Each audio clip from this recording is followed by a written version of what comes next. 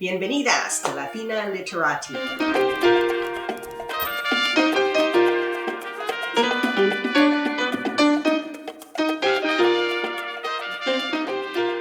This channel is for you if you enjoy great books, interesting people, and fascinating ideas.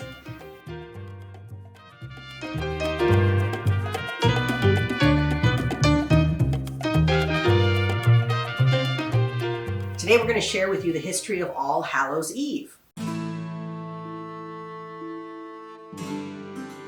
We're all getting ready. We can feel autumn in the air, and we know that it's a time to celebrate, begin the celebrations that start now and don't finish really until the end of the year.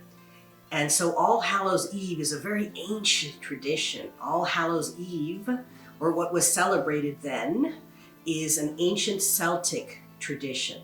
The ancient Celtic calendar had only 2 seasons.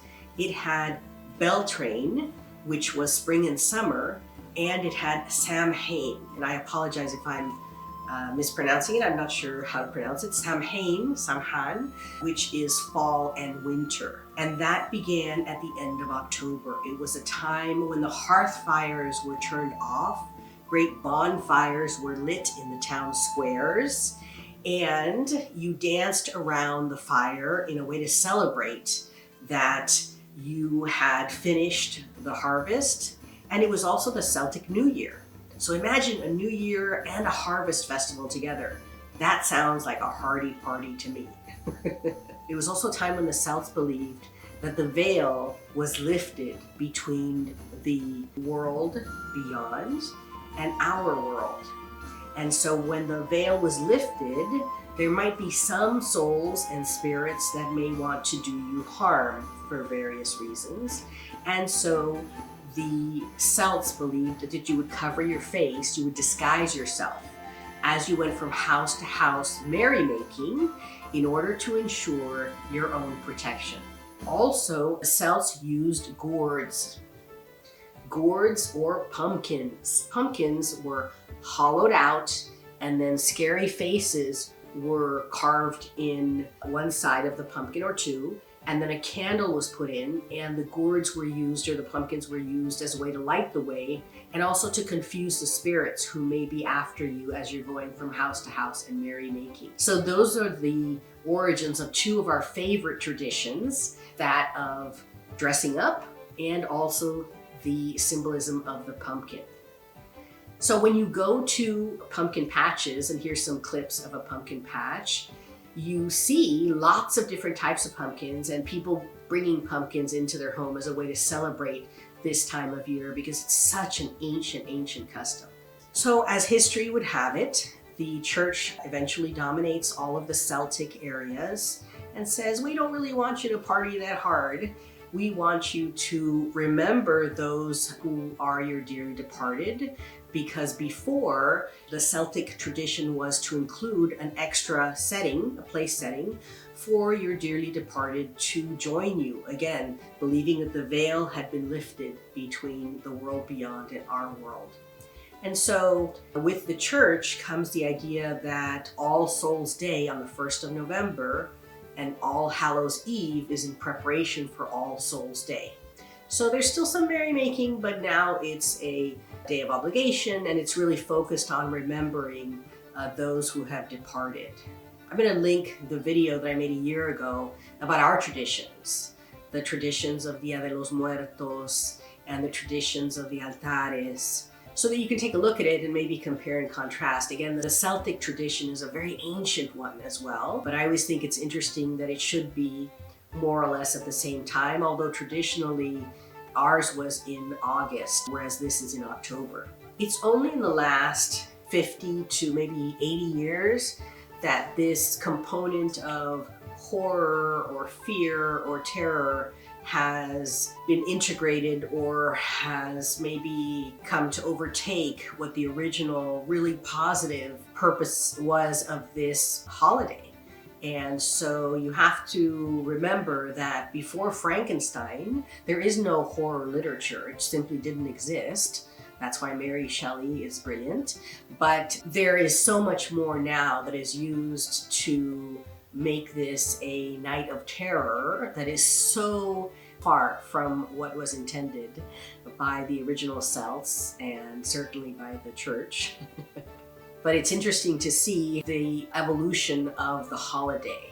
As you can imagine, when the Celts finally arrive in this hemisphere in the 19th century, you have thousands upon thousands of Irish and others who arrive and bring their traditions with them. And that's really where you start to see the celebrations here. And then again, in the last 50 to 70 years, you see this scary terror element added to it that I'm not sure what the purpose is, but who benefits when you're afraid?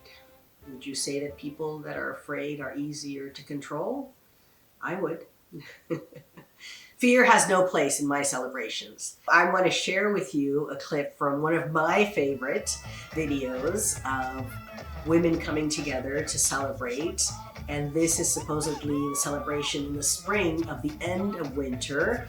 In the high mountains of Germany, women come together to celebrate it. Here they're dressed up as witches, and they are dancing to music that sounds a bit gypsy. So I don't think that the music is from Germany, but it's a fun clip, and I'll also link it down below because I say why not? Party with the Brujas.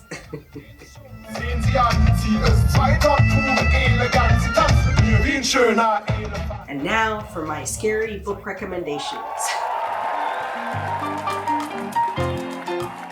I'm going to make some book recommendations about the things we really should be fearful of and the things that really should instill some scary reaction to us. First book I'm going to recommend is the Petroleum Papers. And you can imagine what it's about. It's the history of how different groups have funded the denying of the climate crises we're currently in.